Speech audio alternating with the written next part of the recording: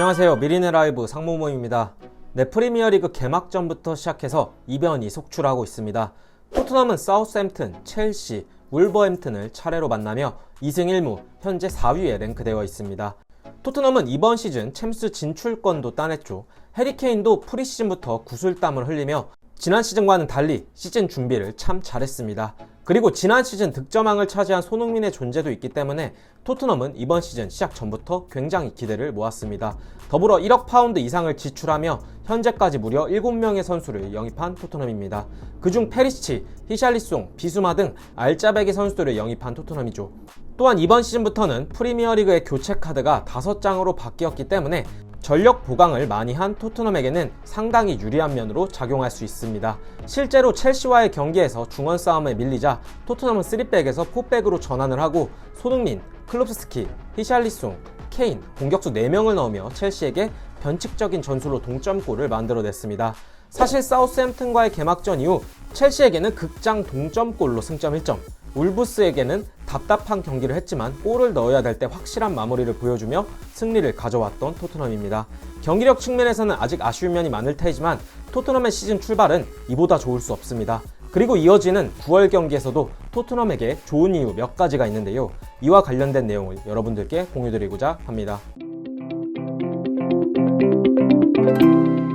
토트넘의 9월이 더 좋은 이유를 4가지 측면에서 말씀드리도록 하겠습니다. 우선 첫 번째, 경기 일정 측면입니다. 토트넘에게 매우 유리한 앞으로의 일정이라고 볼 수 있는데요. 토트넘은 노팅엄, 웨스트햄, 풀럼, 맨시티, 레스터를 만납니다. 맨시티와의 경기 이전까지 3경기는 토트넘이 무난히 승리를 가져갈 수 있는 경기라고 보입니다.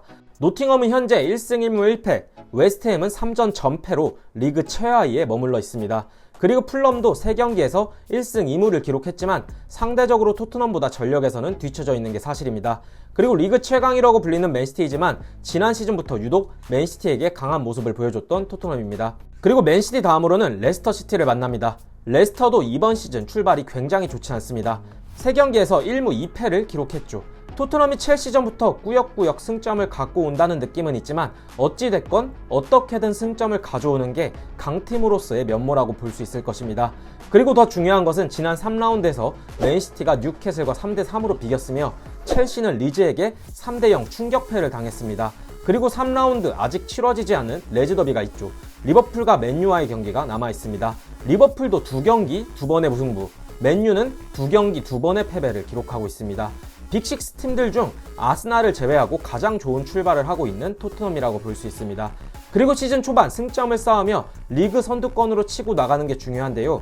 토트넘이 맨시티를 만나기 전까지 앞으로 3경기의 대진 일정이 굉장히 좋습니다. 그리고 두 번째는 손케 듀오가 아직 시동도 걸지 않았다는 것입니다. 케인이 리그에서 2골을 넣었지만 손흥민은 아직 1개의 도움밖에 올리지 못했습니다. 손흥민이 시즌 초반 부진한 모습을 보이며 에이징 커브에 들어간 것이 아니냐라는 이야기들도 있지만 손흥민 선수가 터지기 시작하면 토트넘은 더 무서운 저력을 보여줄 것입니다. 지난 시즌에도 손흥민이 꽤 많은 경기에서 토트넘을 멱살 잡고 캐리하면서 승점을 가져다 주었었죠. 지난 시즌 득점왕 손흥민이고 프리시즌에도 굉장히 구슬땀을 많이 흘리며 노력했기 때문에 손흥민이 터진다라고 하면 토트넘은 지난 3경기 이상의 파괴력을 보일 수 있을 것입니다. 그리고 세 번째로 토트넘의 이번 시즌 3경기는 거의 지난 시즌 주축을 이루었던 선수들이 선발 출전하고 있습니다. 새로 영입된 선수들 중 일부 선수들도 선발 출전하긴 했지만 거의 후반 교체 출전하면서 팀에 녹아 들어가고 있습니다. 필요에 의해 영입이 되었고 알짜 영입이라고 불리는 선수들이기 때문에 이 선수들이 선발로 출전하기 시작할 때부터 토트넘은 이전과는 다른 전술적 색깔을 보여줄 수 있을 것입니다. 원래 있었던 선수들과 스타일도 상이하기 때문에 토트넘을 상대하는 입장에서는 수비를 위해 꽤나 여러가지 측면에서 준비해야 할 것입니다. 그리고 네 번째, 토트넘은 아직 영입이 끝나지 않았다는 것입니다. 토트넘의 창의적인 공격형 미드필더가 없다. 그래서 울브스와 첼시와의 경기에서 공격 전개할 때 힘든 모습을 보였다라는 평론가들도 꽤 있었습니다. 공격형 미드필더 자원인 파케타나 말리노브스키와 연결되는 토트넘이고 토트넘이 우도지까지 7명의 선수를 영입한 시점에서 기존 선수들의 방출 작업이 이루어져야 추가적인 영입을 할 수 있을 것이라는 이야기들도 있었습니다. 방출 명단에 이름을 올린 레길로는 라치오, 노팅엄과의 이적 이야기가 오가고 있고 로셀소는 비아레알, 은돈벨레는 김민재가 있는 나폴리로 떠났습니다. 두 선수 모두 임대로 떠나긴 했지만 토트넘이 이 선수들의 주급을 부담해야 하는 부담감과 겨울 이적시장 혹은 여름 이적시장에서라도 이 선수들을 방출할 수 있는 기회를 얻었다고 볼 수 있습니다. 사실 토트넘과 색깔이 잘 맞지 않았던 두 선수였기도 하죠. 아직 윙크스가 이적할 팀은 정해지지 않았지만 로셀소와 은돔벨레를 임대로 일단 내보냈다는 점에서 토트넘은 추가 선수의 영입 물꼬를 텄다라고 볼 수 있을 것입니다. 콘테 감독이 3백으로 유명한 감독이지만 추가적인 미드필더 영입이 있을 시 3-4-3 전술 외에 3-5-2, 4-3-3 전술을 시험해 볼 수도 있을 것입니다. 사우스햄튼과의 경기에서는 케인이 중원으로 내려가고 손흥민이 최전방에 서며 변칙 3-4-3 전술을 가동했던 콘테인데요. 공미 한 명이 추가로 영입이 되게 된다면 새로 영입된 선수들과 시너지에 더불어 공격의 파괴력을 더할 수 있을 것이라고 생각을 합니다.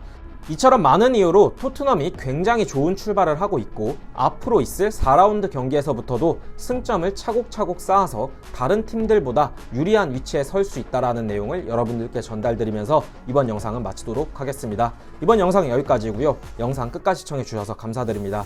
오늘 저희의 영상이 괜찮으셨다면 구독과 좋아요, 알람 설정 부탁드리면서 영상 마치도록 하겠습니다. 감사합니다.